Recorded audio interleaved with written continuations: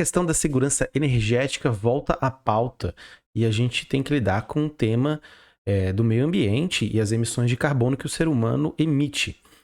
E por que voltou à pauta? Se a gente observar a guerra da Rússia contra a Ucrânia, o que aconteceu subsequente à invasão e todo o alvoroço internacional e o medo que os países em volta da Ucrânia sentiram de invasão e qualquer outra coisa, se misturou com o medo da inflação.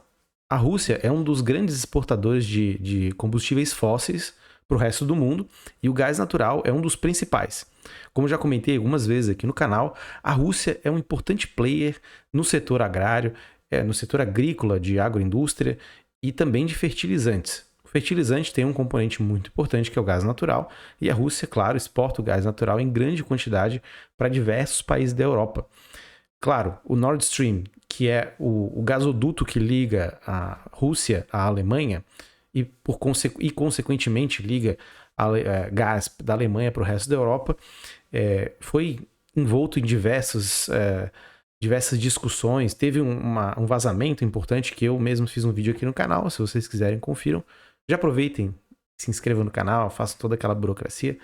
Mas eu comentei aqui no canal sobre essa questão, sobre uma possível sabotagem vindo inclusive dos Estados Unidos, mas o que está sobre essa questão como um todo é que agora a gente tem que falar de segurança energética e ao mesmo tempo a gente tem que falar sobre a preservação do meio ambiente e sobre a necessidade que nós, enquanto seres humanos que vivemos na Terra, nossa casa, precisamos ter consciência de que não podemos mais emitir a mesma quantidade de gás carbônico, de dióxido de carbono, que a gente emitiu por muito tempo, as taxas que a gente havia emitido, porque hoje em dia a população é muito maior, hoje em dia o consumo de diversos bens e diversas atividades do ser humano está muito conectado à emissão de dióxido de carbono, à produção de alimento também, em alguma medida, em grande medida, na verdade, né?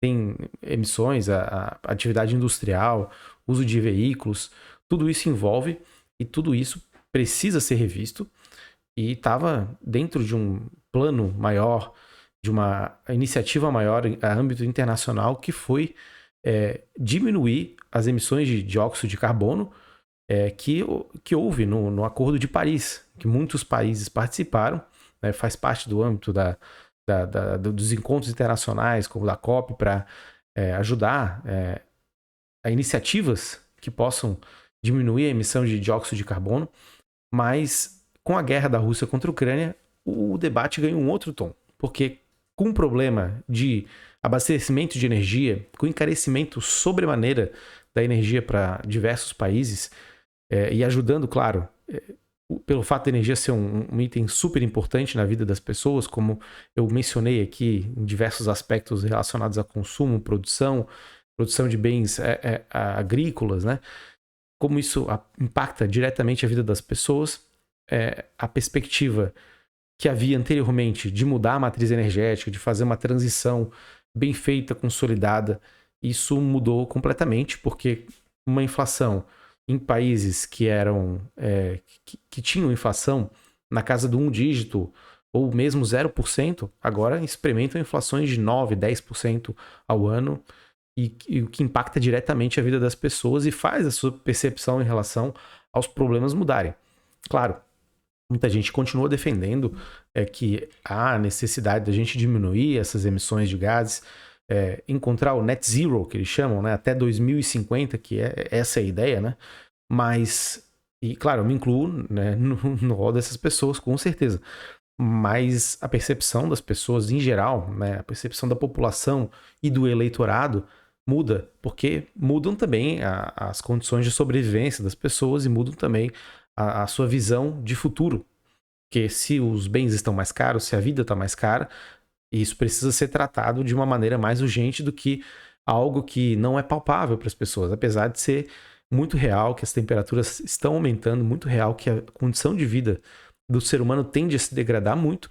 Isso não é diretamente percebido pelas pessoas.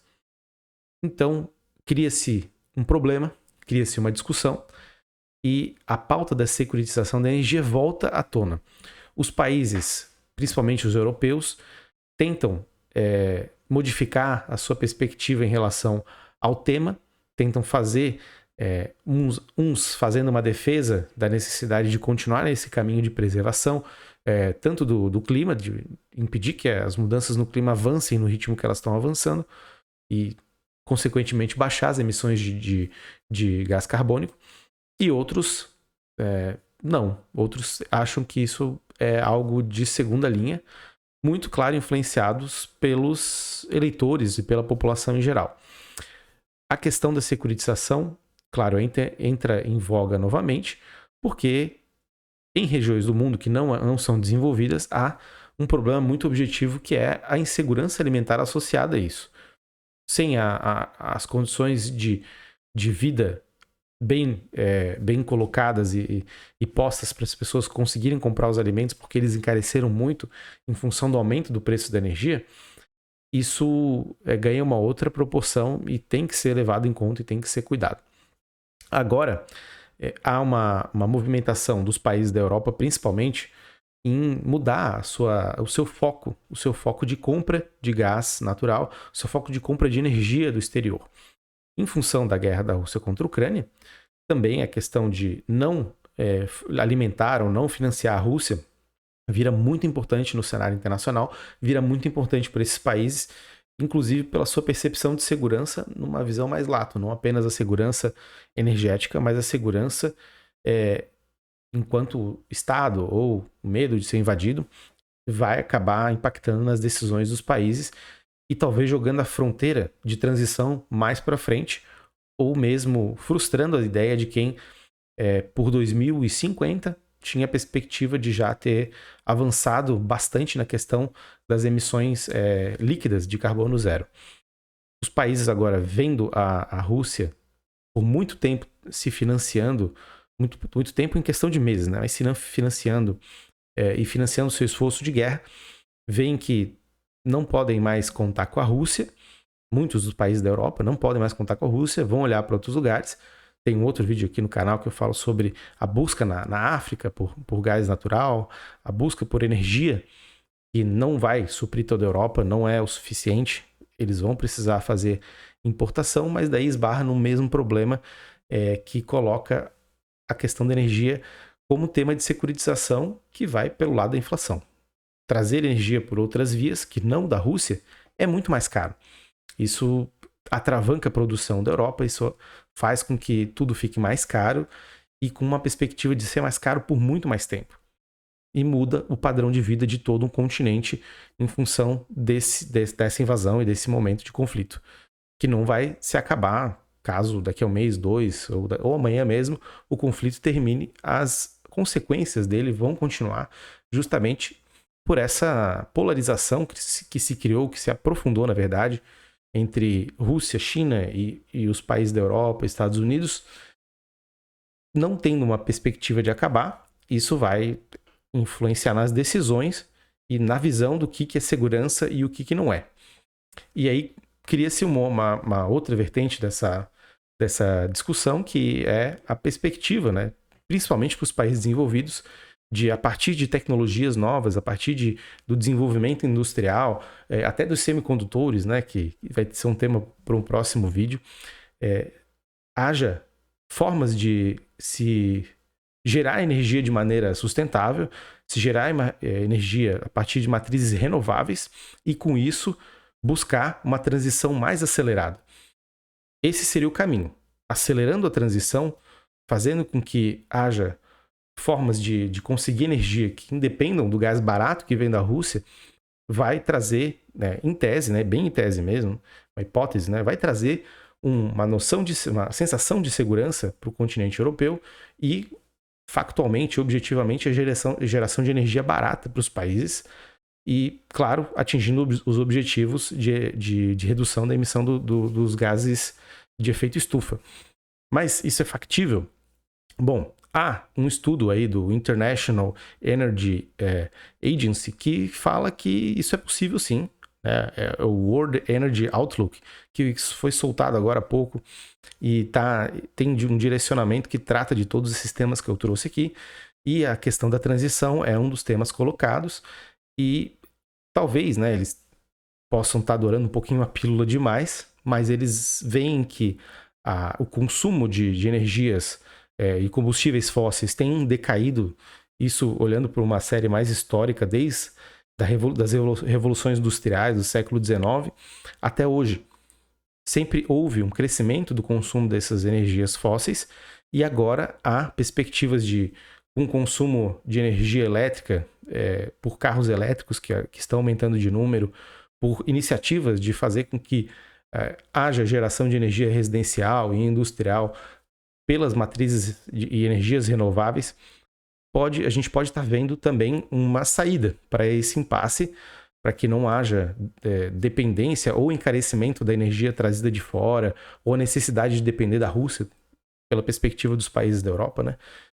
E fazendo isso através do desenvolvimento das forças produtivas, do desenvolvimento industrial associado à alta tecnologia. E como isso pode se dar, né? Como a gente pode pensar na questão industrial, na questão energética e as duas se interconectando.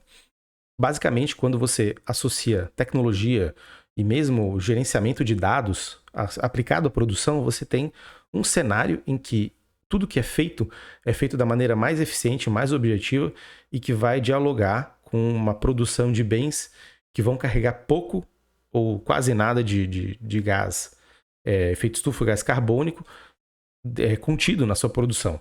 E claro, com geração e plantas de geração de energia também tecnológicas, também preparadas para essas mudanças todas, que vão suprir as indústrias e as casas com essa energia que não provém de combustíveis fósseis. Essa é uma área que tem cada vez mais pesquisa, tem cada vez mais gente interessada e olhando seriamente para isso, e a gente pode esperar que isso gere, de fato, tanto produção industrial mais focada na energia renovável, quanto cidades que também são planejadas e construídas e expandidas sob essas bases de que há necessidade de uma geração de energia mais limpa. Claro, as Smart Cities estão nesse bojo aí, né? Estão abarcando essa ideia, né? Junto com outras tecnologias, as produções que envolvem ciência de dados, robótica avançada também vão nesse sentido, com economia de material, com economia de energia, com a produção de energia, como eu já comentei, tudo isso no mesmo contexto, algo que pode ser muito melhor explorado, só que tudo envolve um período de transição. E apoio popular para fazer isso, porque são em políticas públicas que cada um desses países precisam fazer, investir muito dinheiro em pesquisa, em ciência, em tecnologia. A China já faz isso também, é importante falar, né? Porque ela já vem com essa questão das emissões zero, mas ela põe a data, né, para atingir esse objetivo para 2060 já é diferente, até porque é uma outra realidade, mas ela também tem um compromisso. Mas os países da Europa, né, que fazem à frente desse processo, querem fazer essa transição o mais rápido possível e talvez, né, a gente esteja falando em dois cenários aqui. Um é que não haja tanto apoio popular para isso, para isso ser feito, em função dos gastos e dos investimentos que são necessários, e outro é adotar a visão das emissões zero de gás carbônico como algo estratégico, tanto pela questão militar ou de segurança nacional, quanto pela necessidade realmente produtiva de fazer com que se associe produção de alta tecnologia, que envolva semicondutores, que envolva materiais diferentes, com a produção de energia também tecnológica e também eficiente. Acho que essa deve ser a palavra-chave, a geração de eficiência cada vez em um nível muito maior para os próximos anos. A questão e aí tem temas que a gente precisa falar, né? Que a questão da transição é importantíssima. Por quanto tempo um país pode lidar com isso, ou quão rápida tem que ser essa transição para que ela seja ao mesmo tempo aceitável e ao mesmo tempo traga os resultados que ela se propõe a fazer. É difícil a gente ter essa resposta, né? Eu não tenho essa resposta agora, mas tem que ser rápido. Porque senão, certamente, o custo da energia vai pesar demais e vai atrasar o continente desenvolvido europeu, né? Que se diz desenvolvido, com países desenvolvidos de alta tecnologia industrial, vai ser atrasado, vai ser dragado completamente pelos custos bastante gigantescos que estão envolvidos na questão da energia. Energia encarecendo, produtividade diminuindo. Isso é uma regra, não tem como fugir. E também tem uma outra questão colocada, que se a gente pensar num cenário em que haja uma evolução, um desenvolvimento dessa transição de maneira rápida, isso cria também uma disparidade cada vez maior entre o centro do capitalismo e a periferia. Nós, Brasil, como estaremos, né, nesse sentido? Será que a gente vai conseguir desenvolver as tecnologias necessárias para que a gente consiga produzir energia renovável? Ou outros países, né? Porque o Brasil ainda tem uma energia que, em tese, é renovável, né? Ou pelo menos que tem uma emissão, em tese, baixa, que seria a energia hidráulica, energia pelas hidrelétricas, né? Feita pelas hidrelétricas, gerada pelas hidrelétricas. Mas outros países não têm esses recursos que o Brasil tem. Sendo assim, como eles vão ficar nesse contexto?